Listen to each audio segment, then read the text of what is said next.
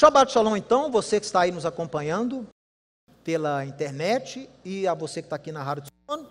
Nós temos no dia de hoje uma porção muito especial. Se você tem acompanhado o Ensinando de Sião, né?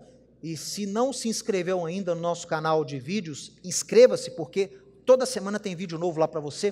É o youtube.com/ensinando de Sião. É só você procurar lá, Ensinando de Sião. Nós temos estudado este mês sobre o livro de Bemidbar, o livro de Números. E o livro de Números ele é repleto de histórias, onde o povo de Israel, prestes a entrar na terra prometida, acampado lá nas planícies de Moab, pertinho de Jericó, Moisés então dá aquelas instruções finais ao povo e coisas continuam acontecendo. Balaão não desiste. Já que Israel não pode ser amaldiçoado de fora, vou amaldiçoá-lo de dentro. Está lá no Talmud, Tratado de Sanhedrin. Baal-peor era uma divindade horrenda. De acordo com os rabinos, esse Baal que era adorado lá nesse monte em Moab, ele era cultuado expondo-se às partes do corpo que usualmente são tampadas. Era culto ao sexo, culto à luxúria, sensualidade, lascívia, características da adoração desse Baal-peor. Então Israel chegou ao fundo do poço, meu amigo. Um povo que atravessou o Mar Vermelho a pés enxutos. Um povo que comia milagre todo dia de manhã. Caiu nisso aqui, ó. Um povo que tinha uma aliança com Deus. Diga aliança. Um povo casado com Deus. Sabia? Sabia que o que ocorreu ali em Êxodo capítulo 20 foi um casamento? Não é o Mateus que está dizendo isso não, é Jeremias capítulo 2, é Oséias. Deus se casa com Israel. E a lei, a Torá, foi o contrato de casamento. Está aqui Israel, as cláusulas. Me ame. Se você me ama, Israel, guarda esse contrato. E olha o que Israel estava cometendo.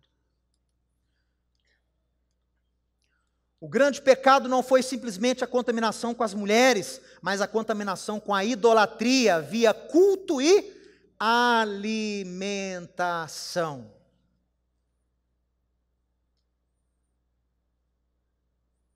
Foi o problema. Idolatria via alimento.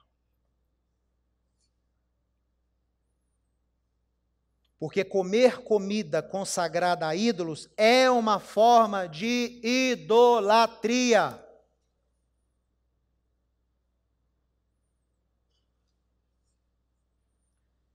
E pense comigo. Se Deus tomou Israel como esposa, ok? E Deus fala, eu sou o Senhor teu Deus, que te tirei da terra do Egito, da terra da servidão. Não terás outros deuses diante de mim. Não fará imagem, nem semelhante a coisa que está no céu, na terra, não vai fazer nada, nem prestar culto, porque eu sou um Deus Quiná. Porque eu sou Caná, Quiná, ciumento. Se você é minha esposa, Israel, e esse é o contrato de casamento, saiba você, Israel, que eu sou ciumento, eu não vou dividir você com ninguém. Eu sou o teu Deus, Israel. Eu sou teu marido. Por isso, toda idolatria de Israel é vista e sentida por Deus como sendo um adultério. Mateus, você crê num Deus que sente ciúme? Isso é um sentimento humano, isso é um sentimento tão típico do ser humano, revela a nossa falha, revela a nossa pequenez, a nossa insignificância, uma alma tão conturbada e complexa. Deus está muito acima de um ciúme humano? Mas por que a Bíblia relata que Deus deixa ser revelado através dessas palavras? Para que você se identifique, meu amigo. Deus às vezes é personalizado. Deus na Bíblia tem nariz. Quando na Torá fala que Deus se irou, sabe qual que é o verbo em hebraico? É franzir o nariz. Quando você está com raiva, você não faz assim? Esse é o verbo em hebraico. Então Deus tem nariz. Deus tem braço. Com braço forte vos tirei do Egito. Deus tem braço? Deus tem mão? Ah, você vai ver minhas costas quando eu passar. Deus tem costas? Não.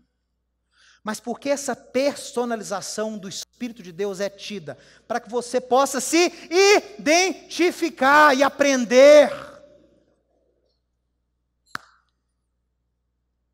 Porque você sente ciúme. Se não sente, alguma coisa errada no seu casamento. Ciúme dosado, ele é o sinal de uma afeição. Porque tem o ciúme doentio, trágico. Mas tem um ciúme o quê? Um ciúme natural, se eu zelo para a pessoa, se eu sou exclusivo da pessoa, é claro que eu vou me ofender quando a pessoa dividir minha atenção com outro. E Deus avisa para Israel, eu sou ciumento, Israel. Para que você aprenda. Você lê lá em Gênesis capítulo 2, e Deus o quê? Outro dia, uma pessoa me perguntou sobre o sábado, o Shabat e tal. E as pessoas têm muita dúvida, né, sobre o sábado. Porque há muita confusão nos meios judaicos e há muita confusão dos meios cristãos, né, sabatistas, muita confusão. Então o judeu vem para trazer luz para os dois. Aí, o sujeito questionando lá e tal. Aí eu falei assim, meu irmão, por que nós não imitemos a Deus? Deus tem que ser imitado. Então se fala lá, eu falei assim, se até Deus descansou no sábado, por que eu não vou descansar? Aí o sujeito escreveu, que heresia, Deus é homem para descansar, Mateus? Eu falei, mas está em Gênesis capítulo 2. Agora eu estou confuso, como que ele descansou? Ele descansou para te dar o exemplo. Ele não precisa descansar de nada. Ele fica com ciúme para te dar o exemplo. Para que você entenda a gravidade de alguns pecados diante dos seus olhos. Idolatria é um deles. Ah, mas eu aprendi que pecado é tudo a mesma coisa. Não tem pecadinho e pecadão, tudo é pecado. Ah, é? Você acha que a lei de Deus é assim? Se nem a lei dos homens, que é bem mais simples, não é assim? Todo crime é igual? Responda, todo crime é igual? Claro que não. E por que todo pecado vai ser igual? Então você lê na Bíblia que há pecados que são mais graves do que outros. Como que eu sei disso? Pela punição. Se um tipo de pecado, a punição é o sujeito ficar um dia sem ir ao templo, e outro tipo de pecado, a punição é a morte, tem diferença aí, meu irmão. Cuide para não pecar de jeito nenhum, mas principalmente, cuide para não ofender a Deus com esses pecados terríveis, que Deus chama de abominação. A idolatria é um deles. Olha aqui. Aí o Finéias vai lá e executa o juízo. Olha aqui. Está abrindo a paraxá de hoje. Eu vou ler em hebraico para você. Estou lendo em hebraico. Você pode ler também em hebraico. Basta fazer o curso. hebraicointensivo.com. Porque o jeito de ficar olhando aqui acha que é coisa de outro mundo, né?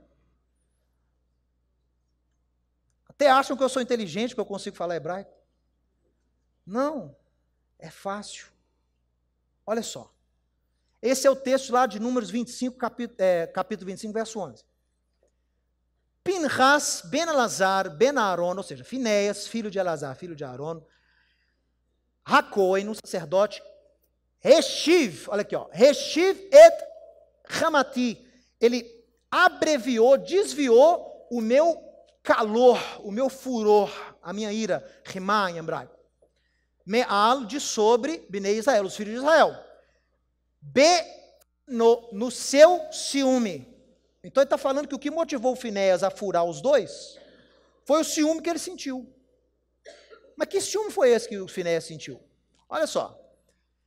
et kinati. Ele teve ciúme do meu ciúme. Ou seja, Finéias foi contaminado com o ciúme de quem? De Deus. Tomou partido. Mexeu com ele, mexeu comigo. Tomou sobre si o sentimento divino. O ciúme de Finéias foi o ciúme de Deus. Olha aqui, ó, kinati, o meu kiná. Dentre eles, e velô kiliti et bnei Israel beknati. E não eliminei, eu não acabei com os filhos de Israel nesse meu zelo. Olha aqui. Filho de Elazar desviou o meu calor sobre os filhos de Israel através do seu ciúme, que a Bíblia traduz por zelo. Vou te explicar por quê. Porque na cabeça do tradutor fica meio indelicado, né? Deus que sente ciúme. Então a pessoa se depara com o texto original e não sabe o que fazer. Mas é ciúme mesmo. Tem textos que os tradutores, como não entendem a lógica, a cultura judaica, eles têm que achar outra coisa, porque não fica muito politicamente correto. Aí você lê Isaías falando lá para os assírios, eu criei o bem, eu criei o mal. Aí o pessoal, não pode. Deus não pode ter criado o mal, isso aí deve ter algum erro. Traduz aí, substitui aí, calamidade. Não, animbonerá, eu crio o mal.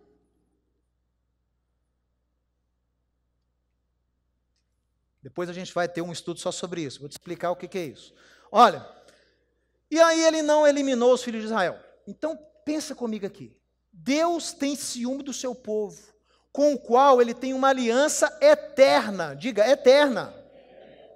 Onde está escrito isso? Onde está escrito isso? Não, se você... Às vezes você vai repetir o que eu estou ensinando aqui, a primeira vez que você vai pegar uma pessoa que não gosta de judeu, não gosta de Israel, ele vai soltar isso para você na hora. Onde está escrito que Israel ainda é o povo de Deus? Uma das várias passagens que você pode ter é o quê? Você pode pegar Jeremias 2, você pode pegar Jeremias 31, você pode pegar Ezequiel 36, aliança eterna. 2 Crônica 7. Então, são várias passagens. Então, Deus trata Israel como sendo a sua noiva. Como é que fala noiva em hebraico, você sabe? Kalá. Kalá. Kalá é noiva. É o título que Deus deu para Israel lá em Jeremias 2. Ô, gente, posso incitar você a questionar algumas coisas aí? Você me dá essa liberdade?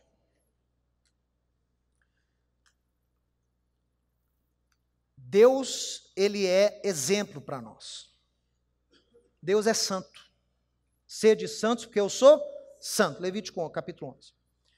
E Deus chama Israel de noiva. E se você ler lá textos como o profeta Oséias, você vai ver que, para Deus, Israel idolatrando é como se fosse a sua noiva, se tornar uma prostituta. Deus até vai além e fala assim, para mim, é como se eu tivesse pegado uma prostituta e feito como minha esposa. Assim vocês estão agindo para comigo. É bem pesada a linguagem. Mas Deus relata o quê? O amor dele, a fidelidade, né? Ele conta a história para Oséias. Oséias passou por isso, né? Oséias virou o reflexo da vida de Israel. Tirava a esposa lá do prostíbulo, punha ela dentro de casa, dava um tempinho, a esposa fazia o quê? Voltava para o prostíbulo. Aí vai lá, Oséias, pega ela de novo, Oséias. Você tem uma aliança com ela, Oséias. Então, para refletir o que Deus estava passando com Israel. E a lição, a moral da história é o quê? Ainda que tenham profanado o meu nome, por amor ao meu nome, eu jamais os abandonarei. Basta você ler Isaías, capítulo 2. São palavras duras, mas palavras de esperança. Se Deus trata Israel como noiva, pelos profetas de Israel, e aí você fala assim, Mateus, que eu aprendi, a noiva de Deus é a igreja. Jesus fala noiva, né? Apocalipse tem a expressão noiva, ao encontro ao noivo. Eu pergunto a você, quantas esposas Deus tem então?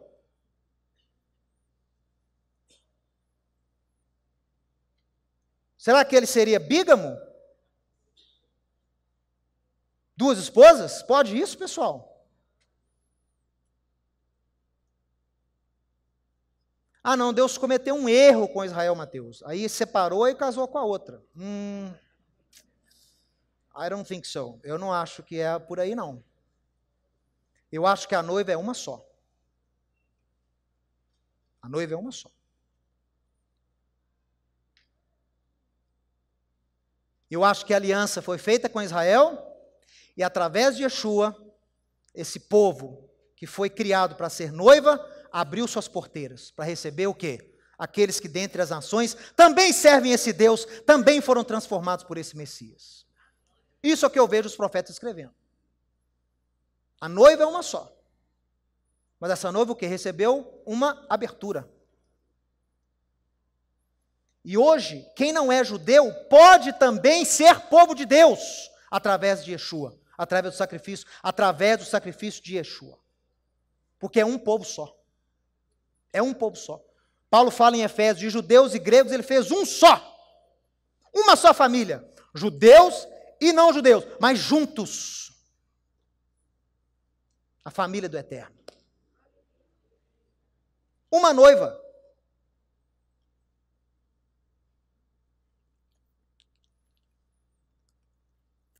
O Finéias teve ciúme, mas é o ciúme de Deus em relação a Israel, pessoal.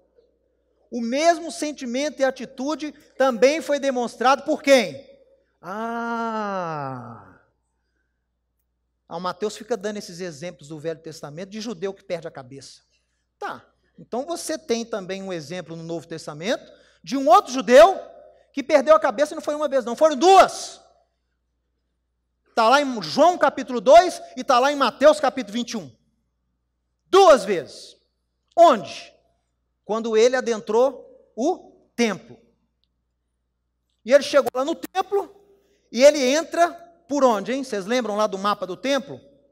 Quando o judeu entrava no templo, o primeiro átrio que ele encontrava, bem grande, chamava Átrio dos Gentios. Onde as pessoas que não eram judias podiam ir ao templo adorar. Tinham muitos. E o que eles fizeram na época? O sujeito, quando ia a Jerusalém para oferecer um sacrifício, ele não ia carregando o animal desde lá da Galileia até Jerusalém, não, meu irmão. Ele tinha que levar o quê?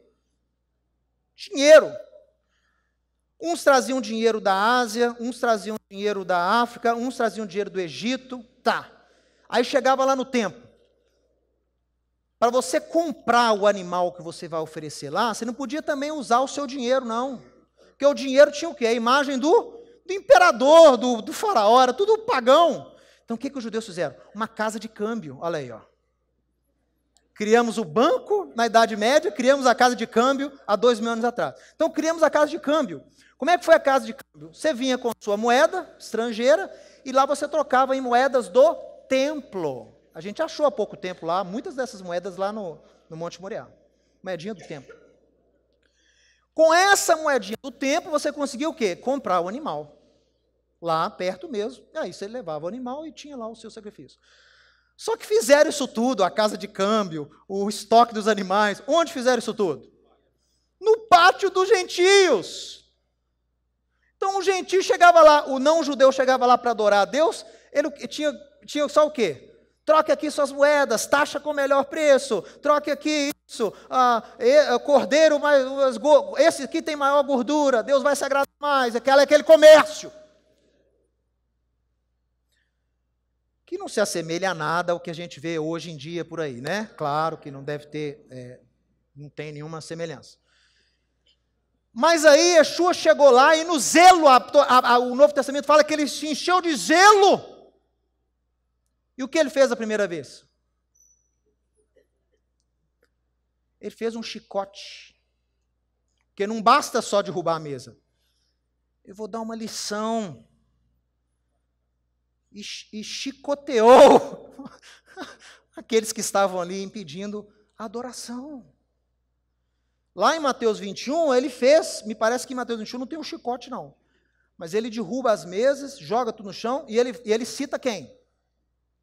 Ele cita os profetas. A minha casa Isaías, minha casa será chamada casa de oração para todos os povos. Vocês se transformaram no quê? Num covil de bandido. Que devia roubar do coitado lá que vinha. Roubava, gente.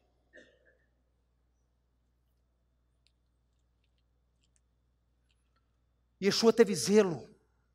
Mas não foi o zelo dele, foi o zelo de Deus. Foi o zelo de Deus em relação a Israel. Preste atenção aqui. O que é o zelo de Deus? O que foi o zelo de Finéias? O que foi o zelo de Yeshua? Toda vez que você vê o povo de Deus agindo de forma errônea, toda vez que você vê o povo de Deus tentando ser desviado a abandonar a lei de Deus, isso, o zelo, é aquele que entra contra esse status. Contra esse status quo. Contra esse modus vivendi do judeu afastado da Torá. O meu irmão, quando eu morei a primeira vez em Jerusalém, sempre a primeira vez que nós vamos a Israel, a gente fica muito quebrantado. Muito. Tudo é novidade, né? Você está mais, como que se diz? Está mais sensível à voz do Espírito, né? Você ora mais. Eu lembro o meu primeiro dia em Jerusalém, eu fui sozinho, meu irmão, fui morar sozinho. Tinha caravana, não falava hebraico, não sabia nada. Fui morar sozinho.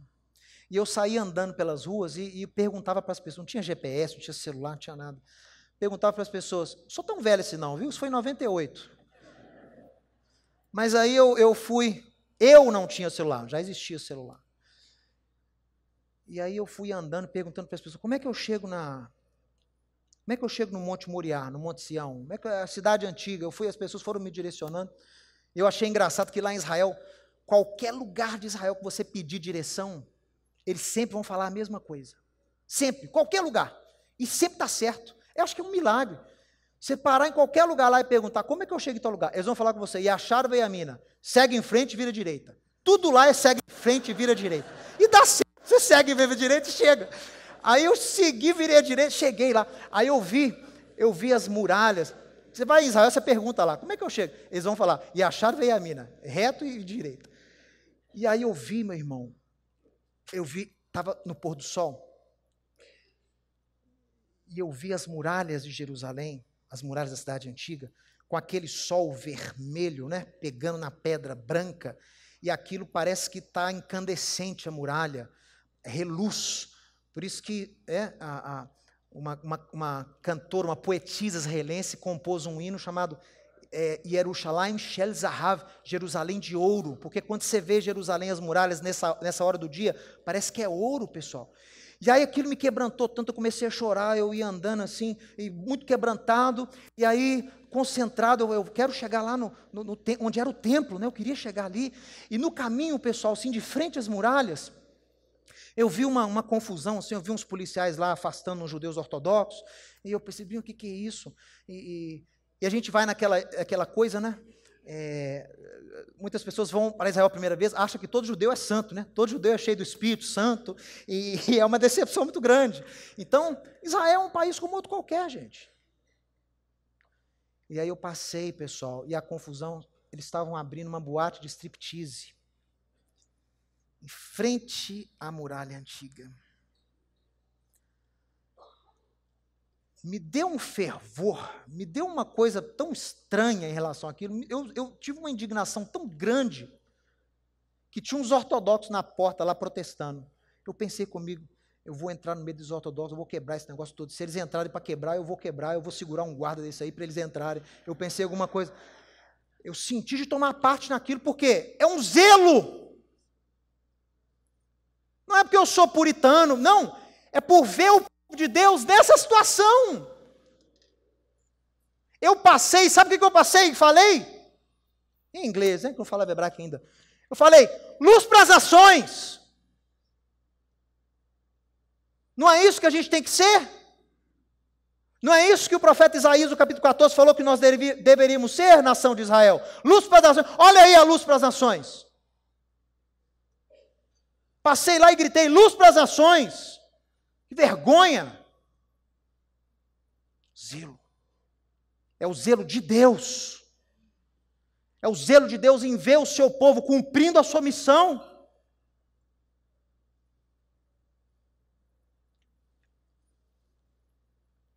Eu tenho sentimentos parecidos quando eu vejo judeus, por ignorância, falando contra Yeshua.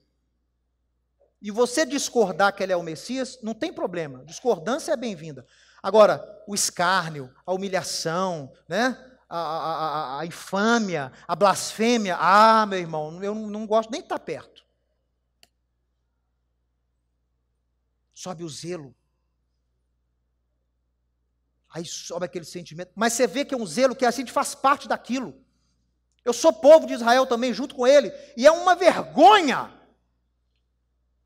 ver parte do povo que ele foi enviado para aprimorar contra ele dessa forma. Ele é escárnio, né? Como Isaías escreveu. Ele se fez leproso. Negar em hebraico, se fez leproso pelo seu próprio povo. Impuro. Aí vem o zelo de ver o povo de Deus cumprindo a sua missão. E aí, olha, esse sentimento consumiu Finéias. E não importava as circunstâncias, pessoal, do ato. Ele não pensou muito, não. Ah, mas eu vou matar o príncipe aqui do Simeão, ele tem contatos. Eu não vou sair daqui vivo. Ele não pensou muito, não. Ele foi lá e executou a justiça de Deus. Ele não se preocupou com as aparências.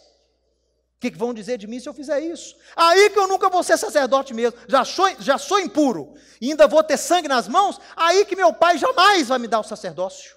Pensa. Se ele tivesse pensado na carreira dele, se ele tivesse pensado na própria vida dele, na integridade física, ele não faria o que ele fez, não. O zelo de Deus o consumiu. Olha aqui, ó. O zelo consome. Ciúme não consome? Consome. Por isso que você tem que ter o zelo de Deus. Para de ser ciumento com a sua esposa. E começa a ter o ciúme de Deus pelo seu povo. Você vai ser muito mais útil para Deus e para a sociedade. Amém, maridos? Senti muita firmeza nesse amém, não, hein? Ao ser consumido pelo ciúme de Deus por Israel, Finéias é agraciado com o quê? Com paz e honra. Deus deu para ele uma aliança de paz, Brit Shalom, a minha aliança de paz. O que deve ser isso, hein? Vocês sabem?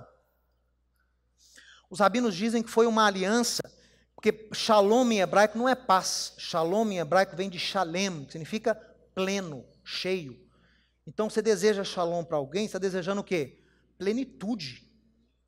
Que a pessoa alcance tudo aquilo que ela foi criada para ser, que ela seja plena. É muito mais do que sucesso, é muito mais do que prosperidade, é pleno. Então, o Finéias recebeu aliança de plenitude, ou seja, ele seria próspero em tudo aquilo que ele fizesse, pleno.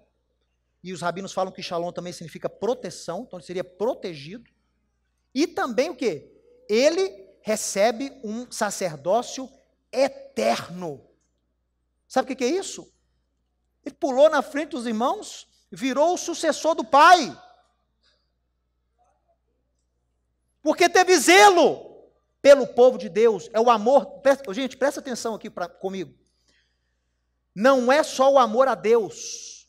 O zelo de Deus é o amor pelo povo, pela noiva. Finéias amou a noiva. Finéias amou a noiva. Finéias teve o ciúme de Deus por amor ao povo. Olha aqui. O mesmo sentimento de ciúme, qual é?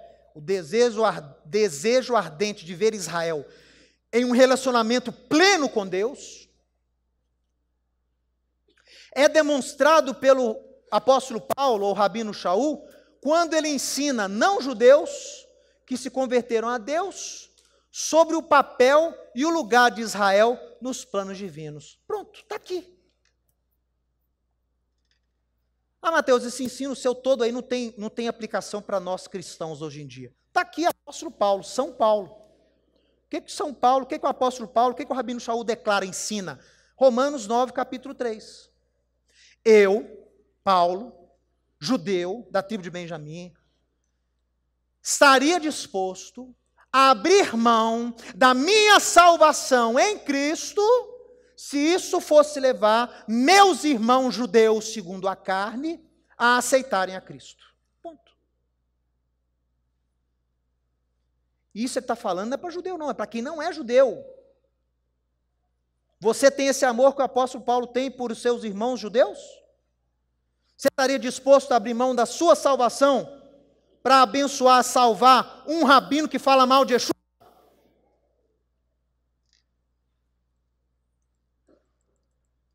E ele explica, por amor a eles, eu estaria disposto a fazer isso. Sabe por quê? Porque eles são israelitas.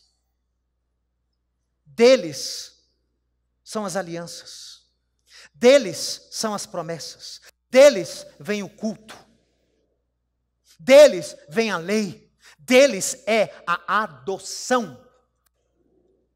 E deles vem o Cristo segundo a carne, o qual é Deus sobre todos nós. Por isso, eu estaria disposto a abrir mão da minha salvação, se isso fosse levá-los a ter um contato com Yeshua. A cabeça de Paulo é, se você Romanos capítulo 11, se este povo, chamado detentor da adoção, eles são filhos, detentor da lei, detentor das promessas, das alianças, do culto, se este povo entra no propósito que Deus tem para eles através do Mashiach, o que vai acontecer no mundo? Aqui, ó. Quer ver a regra que Paulo estipula em Romanos capítulo 11? Paulo constrói o seguinte argumento, como bom advogado, né? O bom advogado, ele pensa o seguinte, ó, Paulo era promotor. Se o povo judeu, rejeitando a Yeshua, parte, né, pessoal? Porque não vem com esse discurso aí, porque vocês rejeitaram Jesus lá 2000 anos. Rejeitamos Jesus. Quem eram as multidões que seguiam ele lá? Japoneses? Quem eram as multidões que aclamaram ele em Jerusalém quando ele entrou lá no jumentinho? Brasileiro? Não, eram judeus. Então uma liderança se opôs, mas por intermédio divino, você vai entender. Paulo fala, se Deus endureceu parte de Israel, não sejam vocês ignorantes, porque ele fez isso com um propósito.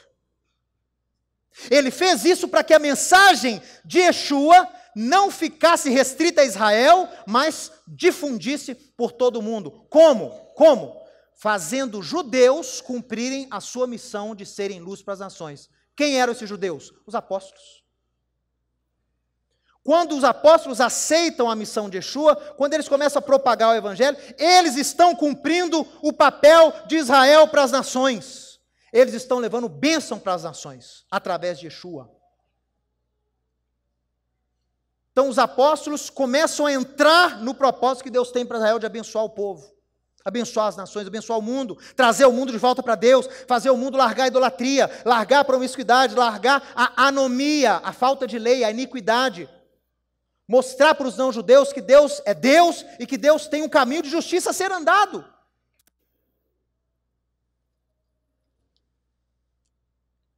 Se esse povo, rejeitando a Yeshua, gerou bênção para o mundo, por quê? A palavra só foi levada para as outras nações porque eles rejeitaram em parte, não é isso? Imagine o que vai acontecer se esse mesmo povo aceitar a mensagem do evangelho como povo. O que vai acontecer? Paulo responde, vida dentre os mortos.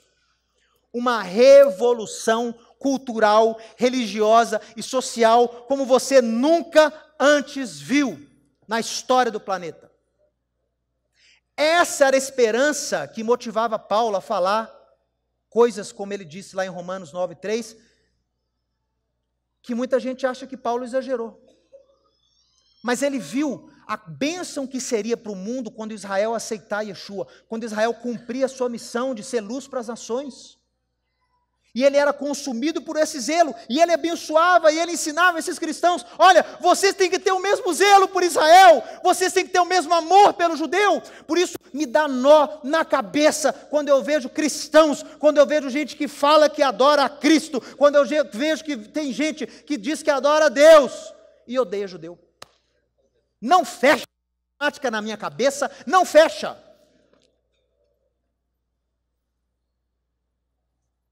Porque se é o povo que Paulo estava disposto a abrir mão da salvação para alcançá-los, se é o povo que há promessa hoje e haverá promessa no futuro, se é o povo que é sine qua non, que é requisito para que Yeshua volte, é o judeu. Yeshua falou em Mateus 23, eu não volto, vocês não vão me ver mais, enquanto vocês não disserem, bendito o que vem em nome do Senhor. Então, se o judeu não aceita Yeshua como rei, como Messias, ele não regressa. É tão incoerente na minha cabeça, pessoa que diz seguir o Deus de Israel, o Deus de Abraão, Isaac e Jacó, mas não gosta de judeu. Ele serve o Deus de Israel, mas não gosta de Israel. Ele serve o leão da tribo de Judá, mas não gosta de Judá. Judeu é que é de Judá. Eu me lembro, para a gente encerrar, na porta do escritório do Rabino Shulam, lá em Jerusalém, primeira vez que eu fui lá visitá-lo, quando eu cheguei para morar lá, ele estava viajando. Depois de um mês ele chegou. E aí, quando ele chegou, eu fiquei sabendo, fui lá visitá-lo, eu me deparei com um aviso na porta dele, em letras vermelhas. Perigo, estava escrito assim, perigo. Se você não gosta de judeus, talvez o céu não seja o local adequado para você. Porque lá estará cheio deles. Lá vai estar Abraão, Isaac, Jacó, Moisés, Davi, Arão, Eliezer, Finés, vai estar todo mundo lá. Se você não gosta de judeu, você pode ir para o outro lugar, né? Vai ter também muito, mas acho que vai ser menos. Acho que uns vão para lá, sim. Mas não é incoerente, pessoal? Cristãos boicotando produtos feitos em Israel. Gente, isso é iniquidade. Quer saber? Aí vem o zelo. Aí vem o zelo pela noiva. Porque são cristãos, creem na Bíblia, creem em Deus, e apregou uma maluquice dessa. Aí sobe o zelo. Não.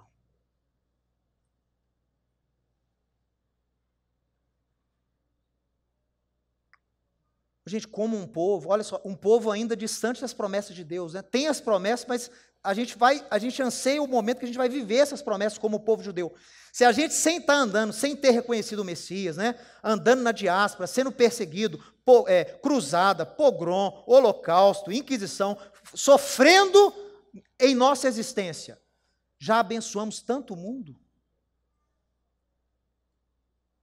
Um povo que representa menos de o quê? Menos de 2%, menos de 1% da população mundial, ter 90% de prêmios Nobel?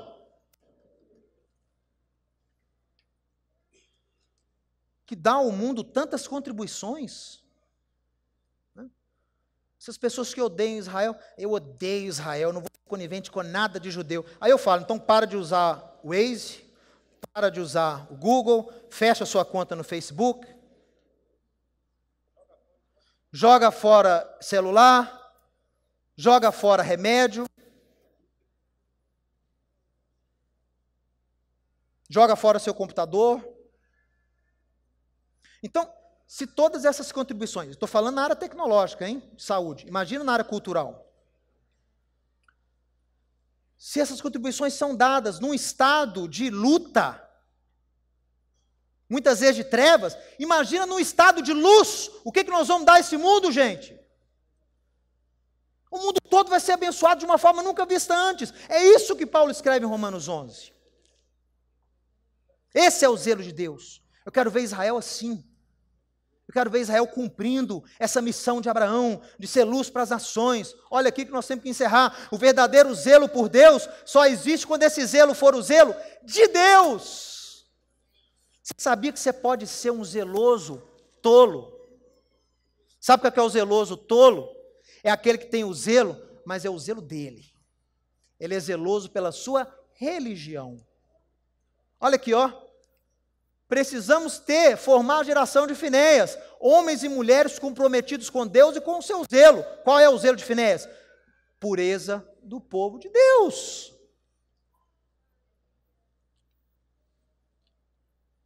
Por isso, quando a gente ouve essas anomalias que chegam aos ouvidos, a gente é tomado pelo zelo. Ai, Mateus é bravo demais. Não é, porque a gente fica zeloso. E chegam coisas aos nossos ouvidos que nós não acreditamos que estão acontecendo, mas estão. Nem vou citar aqui não. Esse Zimri, quando ele desfilou lá com a cosa, ele foi arrogante, foi atrevido, desprezou a lei.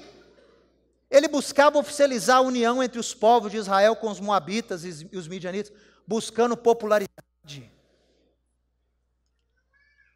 O Finéias, que sofria com seu status inferior, buscava a aceitação de Deus. Você tem que buscar ser aceito é por Deus. Busca a aceitação de homem, não, porque o homem te trai. Maldito homem.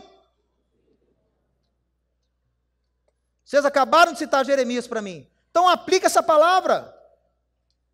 Busca a aceitação de Deus.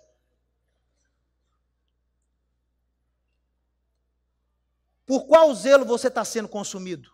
Pelo zelo de Deus ou pelo zelo dos homens?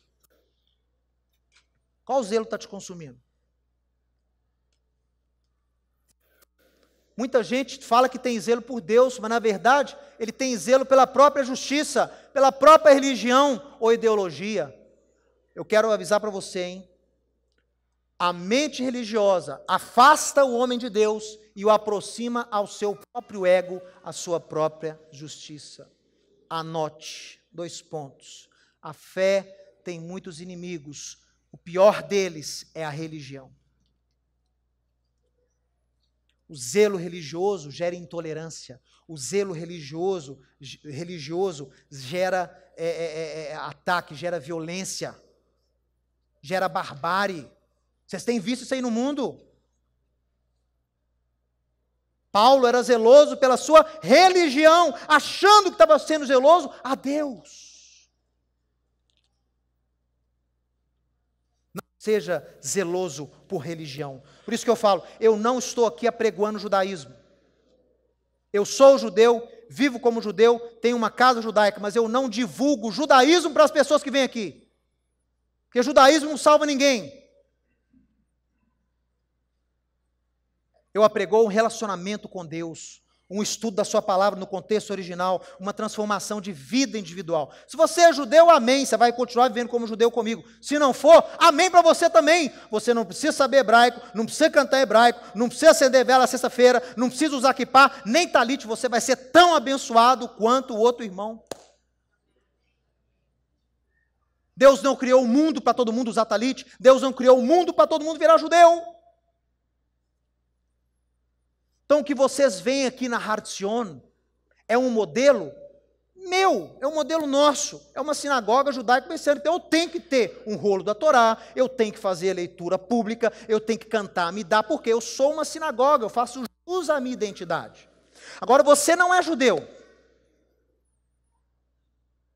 Se você que não é judeu, e a sua comunidade que não são judeus, quiser emular, quiser copiar este ambiente que é o ambiente judaico, você vai entrar em ridículo. Perante a sociedade, perante Israel e perante a igreja. Não faça isso. Mateus, eu não sou judeu, mas eu sou tão abençoado com os ensinos, como é que eu posso implantar essa verdade na minha congregação? Há formas para isso. Você vai ensinar a Bíblia tendo Israel no seu lugar devido. Você vai ensinar a Torá com a devida importância que ela tem nos evangelhos. Você vai guardar mandamentos que são universais, que Deus instituiu para a humanidade. As restrições alimentares, eu creio que são. O Shabat, eu creio que são. Festas, eu creio que são. São coisas que você pode vivenciar sem ser judeu. Mas quando as pessoas começam a ver a Har Zion como um modelo único de visão da restauração, elas entram em caminhos torpes. Aí você chega lá dentro, está todo mundo de kippá, todo mundo de talit, todo mundo lendo hebraico, todo mundo cantando hebraico. Quem é judeu aqui? Ninguém não. Você entende que gera uma estranheza? E é uma certa falsidade ideológica. Você está querendo enganar quem?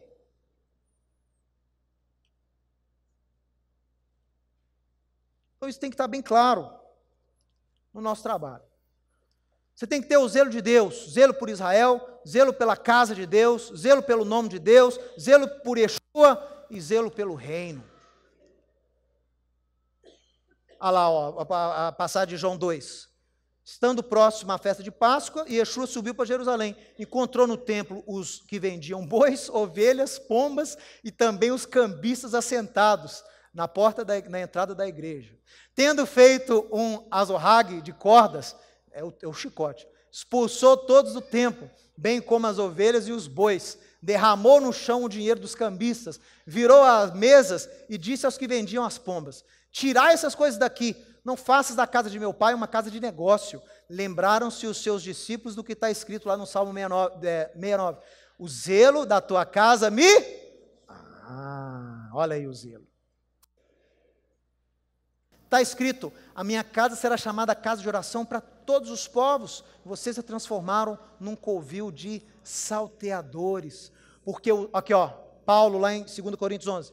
Porque zelo por vós com zelo de Deus, visto que vos tenho preparado para vos apresentar como virgem pura a um só esposo, que é o Messias. Essa é a prova que os apóstolos ensinavam aos não-judeus que se converteram à fé através de Yeshua, que eles também são parte da noiva.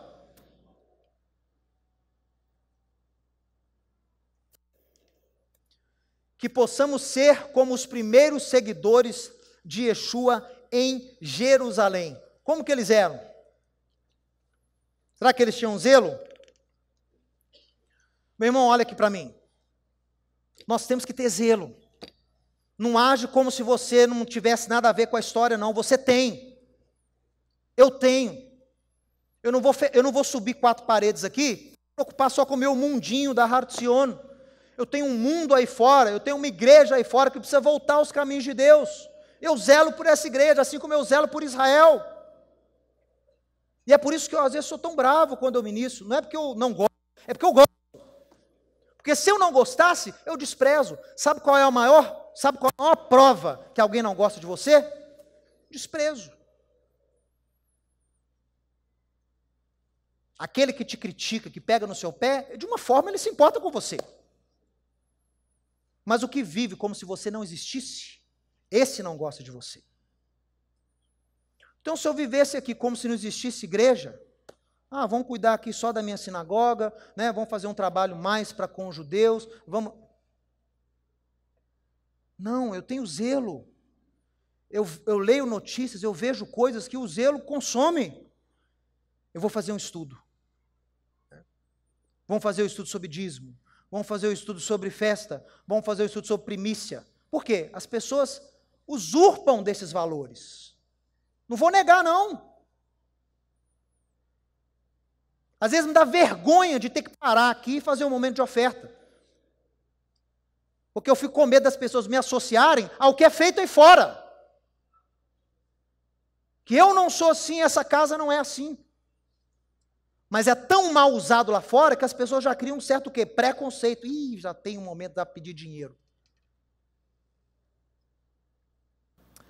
Que possamos ter esses zelos, olha, dos primeiros seguidores de Yeshua. Zelo por quê? Pela Torá. Tem que ter zelo pela lei de Deus. Tem que honrar a lei de Deus. Eu vejo cristão falando, a lei não está mais em vigor. A lei está na cruz.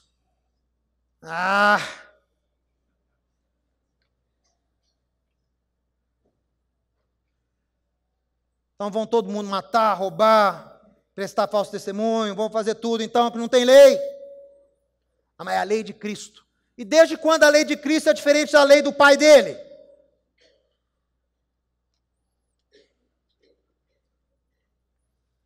Zelosos por boas obras, tem que ter testemunho. Não me importa muito o que você acredita, importa o que você faz. Claro que eu me importo com o que você crê, mas tão importante quanto é o seu testemunho.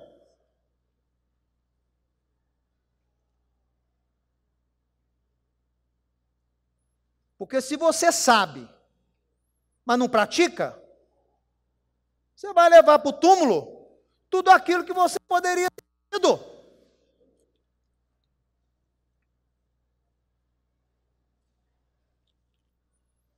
Se você sabe e não realiza, você vai levar para o cemitério tudo que você poderia ter feito.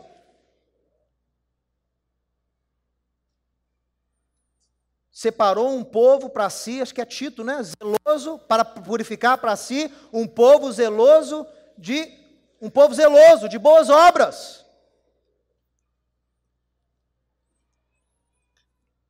Servo de Deus tem que dar testemunho. É obrigado a dar testemunho. É obrigado. E zeloso pelo Yeshua, pelo Messias, pelo seu reino. Perseveravam unânimes, olha só, no estudo, na comunhão, na oração. E esses judeus, onde eles estavam unânimes? Nas casas e no templo. Eram judeus praticantes, cheios do Espírito, que abençoavam as nações com ensino. Como Paulo faz, por exemplo, em 1 Coríntios 10, um ensino magnífico. Eu ia ler aqui, não vai dar tempo. Ensinando você como não se contaminar com idolatria. Como não se contaminar com esses alimentos consagrados a demônios.